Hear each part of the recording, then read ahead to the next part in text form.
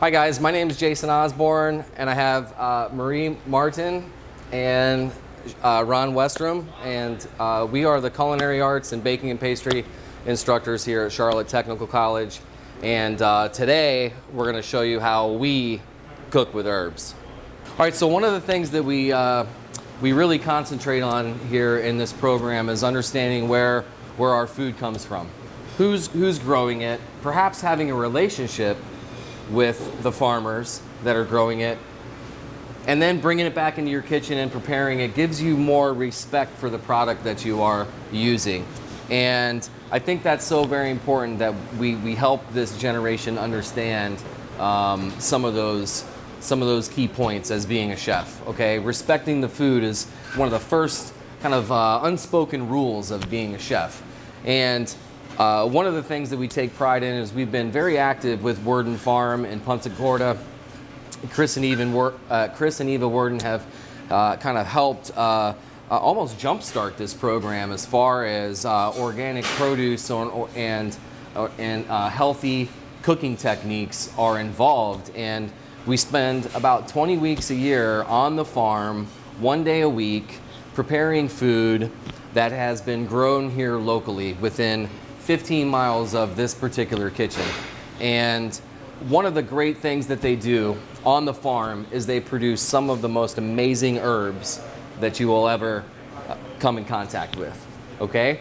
Now these herbs here aren't necessarily from the farm, but a couple more weeks from now, I know that Eva will be bringing me bags full of fresh basil, more than I know what to do with. So we'll really be ramped up making pesto and basil ice cream and all types of different baked items and savory items as well using her basil.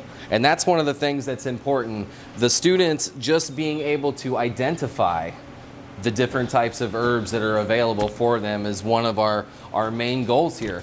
For them to know the difference between cilantro and parsley visually.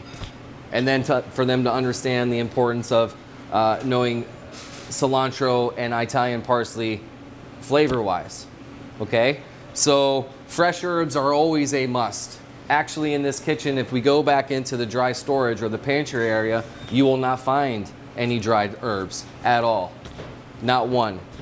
Bay leaves would be probably the only dried herb that we would use, and that's one of the herbs that is even more potent, has more flavor when it is dried out a little bit. So that's why we would use a dried bay leaf.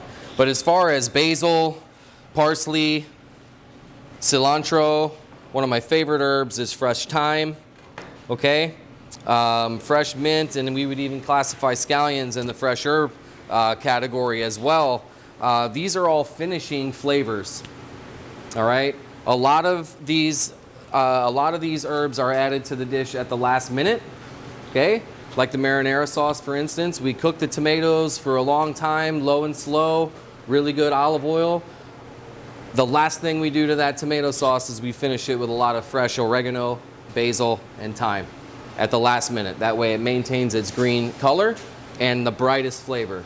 When we start to get into really cooking fresh herbs for a long, extended period of time, we tend to lose some of those fresh, crisp flavors that the herbs have. So that's one of the things that you'll see in a lot of the recipes is that we don't actually spend a long time cooking the herbs. We actually use the herbs as a finishing ingredient for sauces, soups, braised items, and pasta dishes and things like that. Now that's not saying that you can't cook the herbs, because in the case of the meatballs earlier, you know, those meatballs were probably in the oven for 45 minutes. So, you know, technically that is cooking them, but it's not for an extended period of time where we would lose that flavor, all right? Another key point is keeping the herbs cold, but not too cold, okay? Keeping the herbs away from direct drafts in your refrigerator. So perhaps we take the herbs and we keep them rolled up in wet paper towels and then keep them in a drawer that's away from the fan in the walk-in coolers, all right? Basil, mint, cilantro are very temperature sensitive. They actually like 45 to 47 degrees, all right? So we have to be a little bit careful on how we store them because they will discolor and darken, okay? So storage is very important, all right? The other thing too, and probably the most important, is that you use a sharp knife when you cut the herbs, all right? That is very, very, very important to keep from bruising the herbs. If you run a dull knife through basil or you run a dull knife through cilantro, they tend to darken on you and it's not as attractive. And again, one of those things that we're looking for out of fresh herbs is that we have a nice bright green color for a visual, okay, visual appeal, okay? So those are a couple key points, all right? You always want to cut your herbs when they are dry, okay? That's very important. So we take the herbs, we will wash them in cold water, we will make sure that they are dry, and we will use a sharp knife on them, and that is going to really give you, you know, the best use of an herb, okay? Because herbs aren't cheap, all right? We would probably spend between $3,000 and $5,000 a year just in this program alone on fresh herbs. Whether or not the students and everybody else realizes it, that's a considerable amount of money for an item that you don't necessarily gain a lot of revenue back for. All right, so you have to really be careful with the way that you store them and you know, the way that you treat them throughout the entire preparation. That's very important. I'm Marie Martin. I'm the culinary instructor here at Charlotte Technical College. Today we're going to be talking a little bit about herbs. Today I wanted to show you guys how to make basil pesto. So we're going to be using fresh basil because obviously it's better. You could smell the difference between fresh herbs and dry herbs. I should probably grab some dry basil just to kind of show you guys the difference. But making pesto, you want it to be fresh because all your ingredients, you want it to be fresh, just like the pasta. It's like night and day between eating dry pasta or fresh pasta, and you guys will see that, or some of you already know because you tried it already. But yeah, so the basil pesto, we're probably gonna start out by putting in the garlic first, because you kind of want to break it up so it's not too garlicky. So, and in normal pestos, you would use pine nuts, but today we're going to use walnuts because we don't have pine nuts, but you could use any nuts. Pine nuts, walnuts, I've made it with hazelnuts, almonds, anything. It depends on what type of flavor profile you're going for. So it's good with the walnuts because it gives it a nice, like robust flavor, I would say. So, all right, so we're going to start with that garlic in there.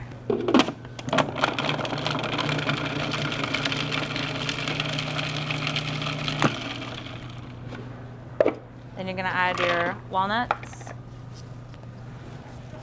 and your fresh basil, making sure you're not getting too much of the stems. Like this thick stem, you don't want that in there.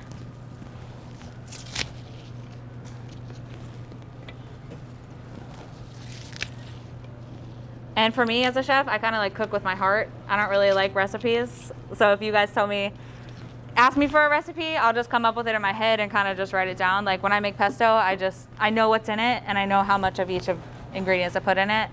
So that's kind of how I like to cook. I kind of just like to do it as I go, you know. Yeah, that's about it. So that's why I'm not saying I'm putting a cup of basil or something like that. You know, I just like to kind of eyeball everything. And another important thing about cooking is tasting your food. Always taste your food along the way.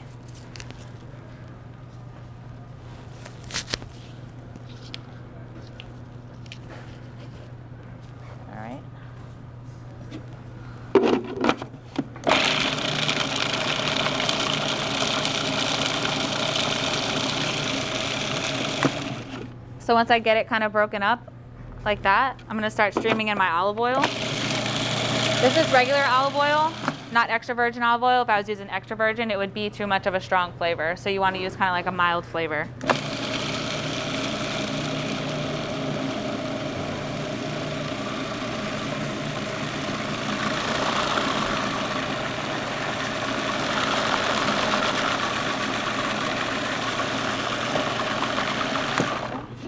I added enough till it was kind of like a little bit thinner than a paste. You don't want it to be too thick.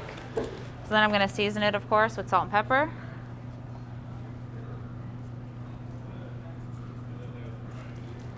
And then the best ingredient, Parmesan cheese.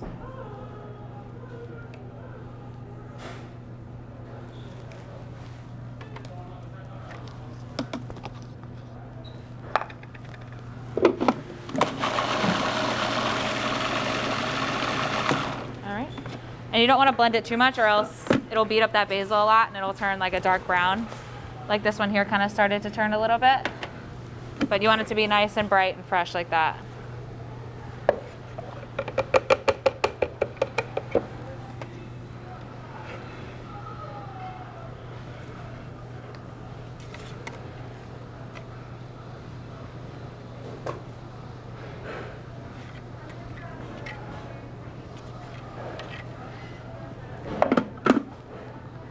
And that's our pesto. This pasta dough, you could do anything with it. As you're making the dough, you could add any flavors. You could add spinach, you could add beet, you could add roasted garlic. At this point, you could roll it out. You could even stack your fresh herbs in there and roll it in so it's nice and all in there. I could do that. I should probably do that. Yeah, that'd be pretty cool. That sounds good. So I'll do that. So this is made with semolina flour. You could really use any type of flour. The best flour for me is 00 semolina, which is finer than what this is. Because this semolina is kind of coarse, but it still gives you your nice smooth pasta. It'll just give you a different texture, that's all. So I'm just gonna get it till it's, because my pasta machine's kind of small. So I'm gonna get it to a nice size to where I could run it through.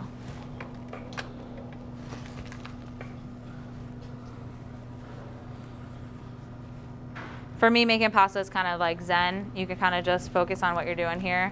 And as you're rolling it out, you can kind of just relax. It's one of my favorite things to do. What all is in the pasta dough? So in this pasta dough, we have the semolina flour. I have egg yolks, salt, milk, and olive oil. And the way I make the pasta dough is I use a food processor, actually. Some old Italian grandmas might kill me because I said that, because I do that. But you could certainly make it by hand, but this way it's just a little faster. So I put my dry ingredients in the food processor, and then I stream in all my wet ingredients. And then as soon as it comes together a little bit, I take it out, I put it on a floured surface and knead it until I get it to like this. And then, yeah. So you want to start on the largest number, which on this one it would be number 7. Do you have to worry about overworking it? You could eventually. I think if you left it in the food processor too long at first, or if you kneaded it too long. So you want to just do it until it just comes together, and then that's when you stop. So.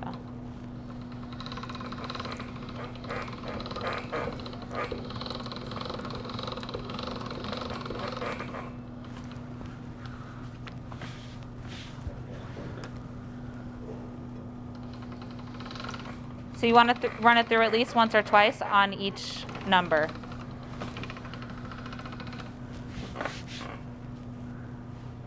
Making sure there's just a little bit of flour on there so it doesn't start to stick at all. So I'm going to go down to number 6. Will you be going all the way down to 1? I probably won't, because we're going to be doing fettuccine.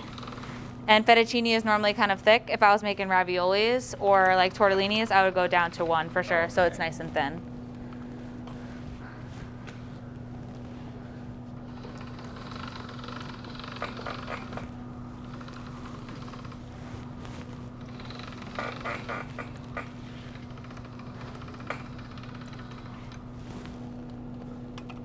Right now I'm at a 4, so I'll probably go 1 or 2 more.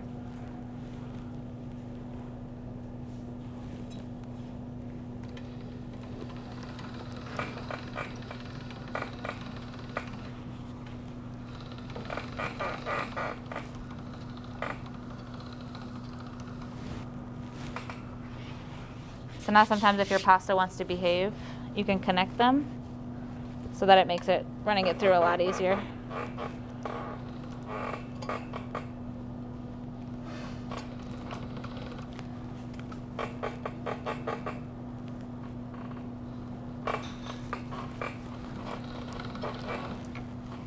See, it didn't want to behave. It's fine though. So yeah, right now I'm at a 4. Me personally, I like using the KitchenAid pasta roller because you don't have to do all this hand cranking. But either way, you get the same result.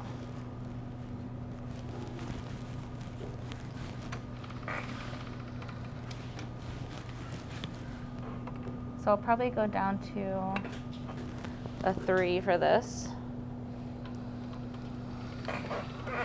And if you get any holes in it like that, it's perfectly fine because you're just gonna cut it into your shape that you want anyways.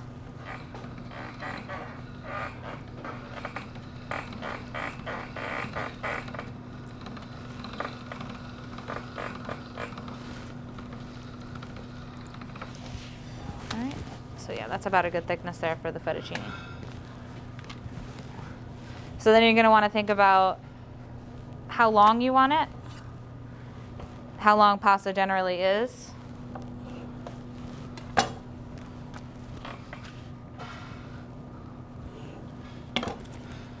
Probably about that, maybe like 12 inches, 10, 11, 12, around there. You get your nice layers like that.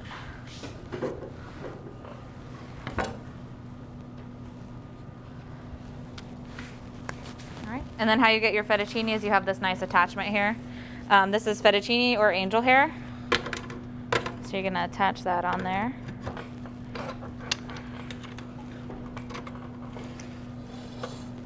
Grab your sheets, make sure they're floured well or else it'll stick.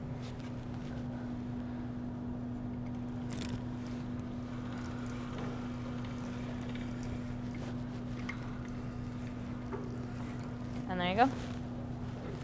Your fettuccine.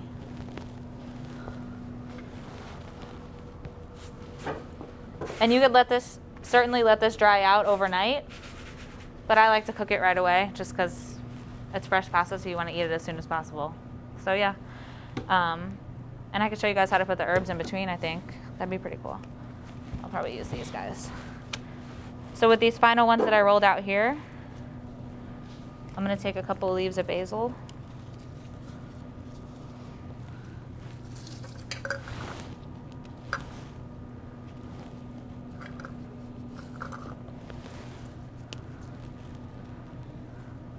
And you could do this with any herbs. I probably wouldn't do it with rosemary though, because rosemary is kind of like woody. And it wouldn't really, I don't think that would work very well. But you can kind of stack them together.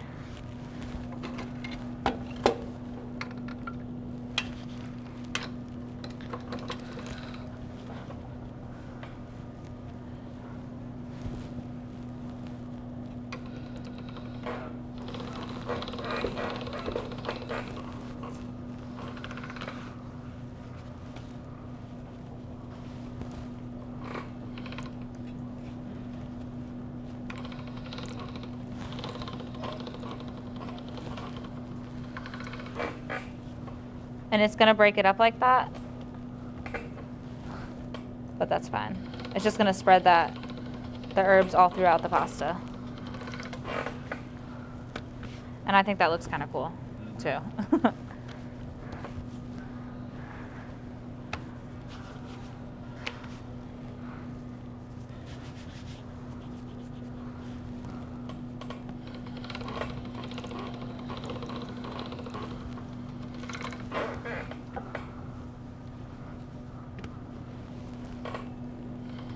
So I'm just gonna run that through till it's nice and even.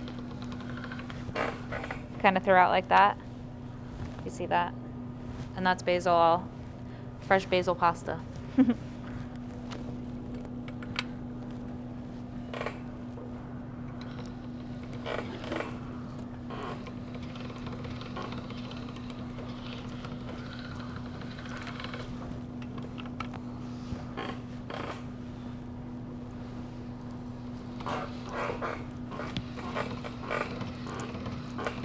If you do the layered herb pasta, do you want to definitely make that like right away?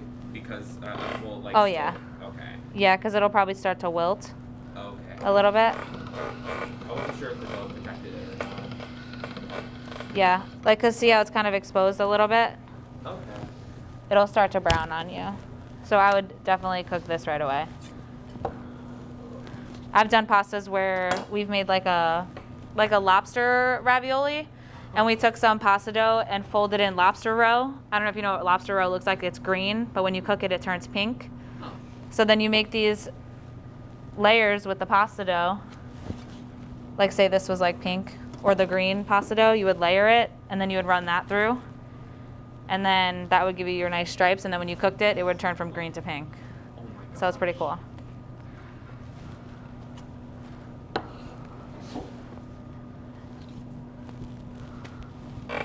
Does everyone know what lobster roe is? No. It's like the eggs that come out of the lobster. Oh. Yeah, it doesn't taste like anything really, because you're already eating the lobster ravioli itself. So.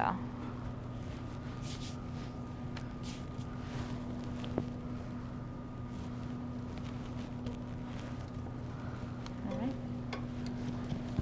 And you could do the same thing. You can make lasagna. You can make these nice sheets and use it for lasagna or manicotti, anything like that.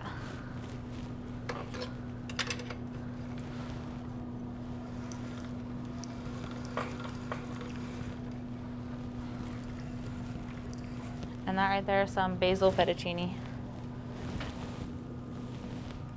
So the most important thing about cooking pasta is making sure your water's at a rolling boil and adding salt as soon as it boils. And then when you add your noodles, you stir them up to make sure they don't stick together.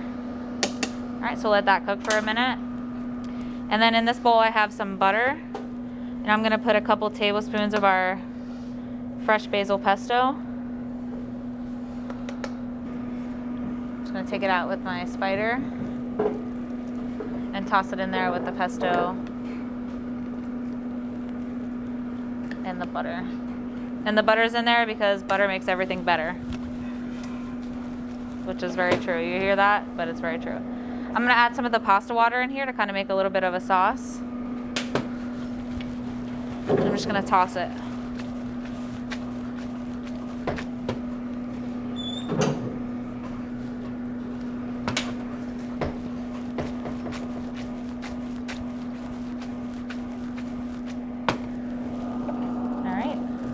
So then,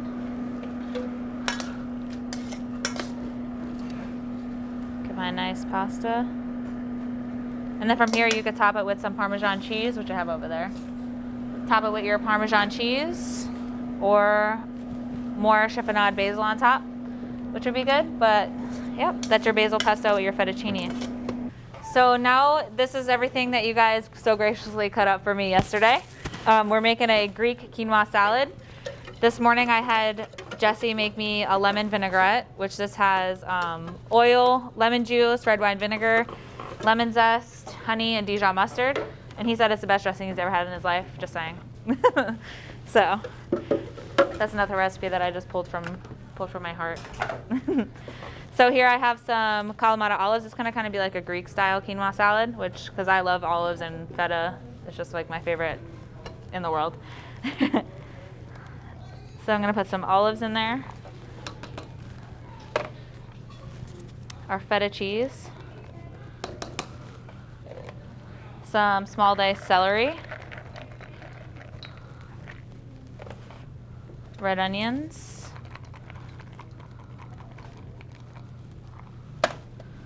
some quartered cherry tomatoes, and then fresh parsley. And again, I love using fresh herbs, but dry herbs aren't bad. The only times I use dry herbs is when I'm making some kind of stews. The best way to use dried herbs is in the stews, because as they're cooking, the flavor comes out more. But fresh herbs you always want to use when you're doing fresh salads or anything like pesto or something that you're going to eat right away, or like as a garnish. Is it more so to steep or to rehydrate them? Yeah, you're kind of rehydrating them as you cook them. Okay. Yeah. But always fresh is best.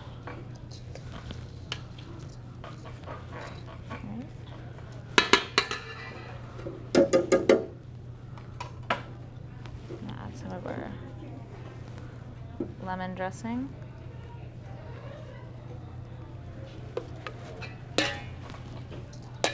And this is a mixture of red and white quinoa.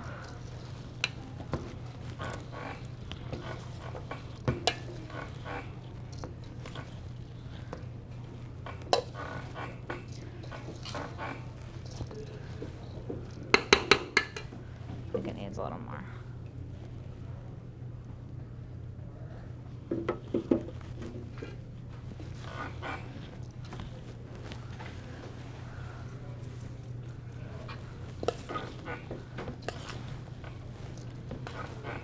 I think I'm gonna add the rest of the chiffonade parsley.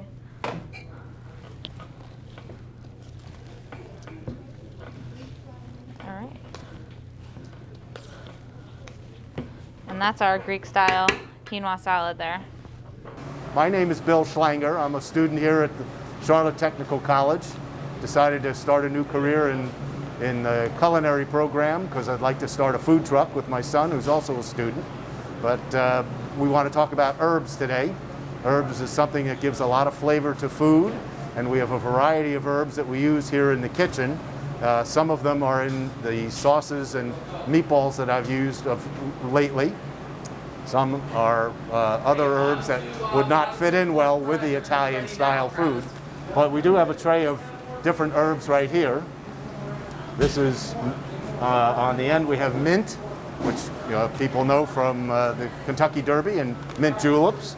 We have the cilantro, which a lot of people find in their salsas and things. This is rosemary. I use it at home a lot when I'm cooking lamb. Enhances the lamb quite a bit. This is an herb called thyme, very small leaves that you break off. Parsley, that everybody is very familiar with. Scallions, to give a little bit of a bite. We have oregano, which is a very Italian type of spice. And then on the end is basil. With the marinara sauce that I made recently, we threw in, let's see, parsley, thyme, and oregano to give it an Italian flavor. This is Italian parsley that we use. There's other types of parsley as well. And the oregano, of course, being a very Italian type of dish. And then we are serving today some meatballs. The meatballs have some parsley in them. With, not any of the other herbs, but we have access. I made crab cakes the other day, and I used a variety of herbs. I used the scallions, I used parsley, I used thyme, I used oregano. So depending on the dish that we make, you utilize the herbs that are on hand. And boy, does that add a lot of flavor to food.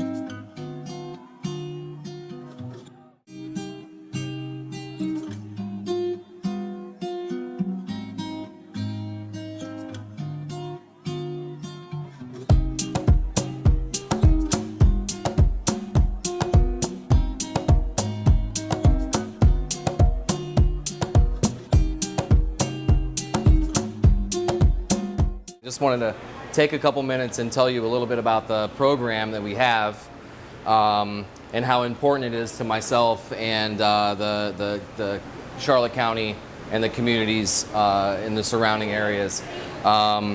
This program has been here since 1980, and up until 1990, it has been only for adult students. At that time, it changed into a dual enrollment school where we were able to attract students from the local high schools and bring them in and start to help them gain a trade, find something to be proud of and something that they can be successful at doing while enrolled in their high schools. So myself, I'm a graduate of this program. One of our other instructors is a graduate of this program as well. And we just really feel like it's an important part of the community. So today, we've been working with fresh herbs today, and that's one of the great things about this program is that we are able to actually teach these students with hands-on products. They are actually coming to class and dressing out as a chef, practicing good sanitation, good hygiene, and learning how to work in the kitchen. We are able to work with some of the finest ingredients because we take pride in the fact that the students prepare the food and then we are able to sell that food. That helps self-fund and self-support our program, so we're able to deal with multitudes of fresh herbs, fresh seafood, fresh poultry items, fresh vegetables. So it is a real working kitchen. I think the community would be very impressed if they were to come here and enjoy some of the food and realize that 14, 15, 16-year-old young men and women are out there preparing this food, all right, while they're enrolled in high school. It really is a full circle involvement with the community and the public school system and industry professionals in Charlotte County. So, you know, it's a great program to get the kids a brief introduction to what the industry may be like. So into some of the things that you're going to see us doing today, we have prepared fresh pasta, we have prepared pesto, a nice quinoa salad, we have created a pretty delicious meatball recipe with fresh marinara sauce that was handmade by the students, and then we finish that up with some garlic knots handmade by our baking and pastry program that we also were able to toss with fresh herbs and fresh garlic. Really proud of these guys on the food that they create. It's all handmade, all tastes delicious, and it's relatively inexpensive if you want to come here and enjoy. Right now, we are open to staff and students only. We hope to get back into the routine here pretty soon where we can have some of the public and some of the community come in and enjoy some of the things that we're doing here, because that's really the way that we get our support for the program.